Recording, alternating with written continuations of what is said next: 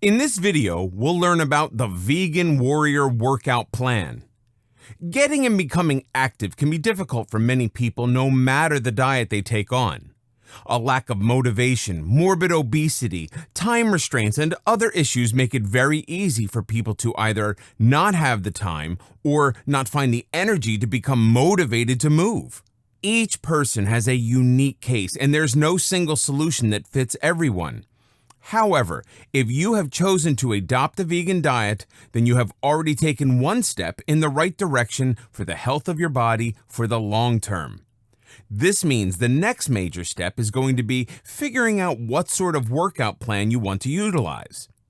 A very common way for beginners to start exercising is to take an easy start. This usually means going outside and walking for short 10-minute bursts, or taking the plunge to get that gym membership and going and walking on a treadmill for 15 minutes. For people who want to do some sort of muscle training, you can do particular exercises within the comfort of your own home. Another important facet is to keep motivated during your exercising. The most popular way to keep motivated is via music. But you can also utilize television in order to help you develop the habit of regular exercise. The whole point of beginning an exercise journey on a vegan diet is making sure to ingrain the habit. In order to complete your path in the journey towards better health, you have to choose some sort of workout plan. This will be a plan that you follow week by week that can be easily tailored upwards as your body becomes more efficient in utilizing its energy and becomes generally stronger. Even though you're eating a vegan lifestyle, all of your muscle groups in some way need to be exercised. This includes your abdomen, your thighs, and all the muscles in your back and arms. Simply doing nothing but cardio is not going to make you stronger, and it's not an efficient use of the calories you are giving your body. One of the things people have to keep in mind when exercising on a vegan diet is that you're going to have to feed your body more in order to keep up your energy. Traditional eaters consume massive amounts of protein, indicative to the size of their workout program, because protein from animal sources stays in the body longer. This means that an individual who eats meat and animal byproducts could go to a restaurant and have a nice meal, then still have that fuel 2 hours later when they decide to go to the gym. Vegans do not have that kind of convenience. Because plant-based sources of protein are not as easily absorbed into the body, nor are they held onto for as long as meat-based sources of protein, this means that some sort of energy has to be given to the body within 30 minutes of the exercise you choose to do. Not only that, but you usually have to replenish that store of energy after you work out.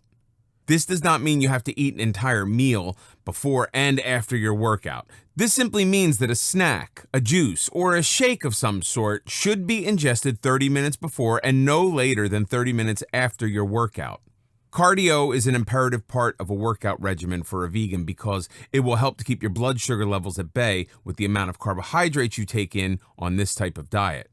The thing about a vegan diet is that even though it eliminates food groups, it does not designate a specific amount of caloric or carbohydrate intake that has to be eaten throughout the day. So cardio and all of its offshoots are going to help an individual regulate their blood sugars when trying to figure out the appropriate caloric intake for their body. Things like 15-minute walks outside, 15-minute walks on the treadmill, 30 minutes of swimming, cycling classes, and even yoga tapes you can do in the comfort of your own home all count as legitimate sources of cardio you should be implementing at least 3 times a week. Strength training for your muscles and your bones also need to be incorporated into your workout, and it should be anywhere between 30 and 45 minutes each time you go to do it. The reason you don't want to go over 45 minutes is because it can be over-exhausting to the muscle groups you're working, and it can cause damage that will keep you from exercising. You do not want to hit all of the muscle groups more than twice a week because this will also ensure that you keep an even muscle development over all the muscles of your body without overworking and hurting yourself. For those of you who are just beginning their strength training, you can do simple weightlifting in the comfort of your own home. You can also do body weight squats and calf raises to work the lower half of your body. Things like push-ups and sit-ups will work your arms and your upper back as well as your abdomen, and planks are a really good way to engage every single muscle of your body. And they can all be done in the comfort of your own home. Strength training is a little more fluid in how often to implement it throughout the week because it's less tailored to the number of times you simply do it and more tailored to the number of times you've worked out a specific group of your body. Remember, during the week for strength training, you have to make sure you work every muscle of your body twice.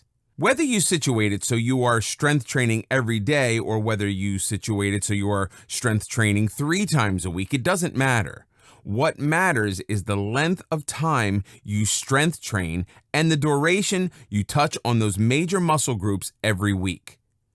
There are other ways you can incorporate working out into your lifestyle that are less traditional and more convenient to familial lifestyles. Sports, climbing a tree with your kids or your family, gymnastics, and resistance bands are all wonderful ways to enhance your workout plan without stepping into a gym. There are also certain classes you could take out in the community that have the potential to get you around many other like-minded individuals, such as martial arts and kickboxing. These avenues are great because they do not only incorporate cardio and strength training, but they also enhance the strength of your bones. Now it's time for the most important part of the course.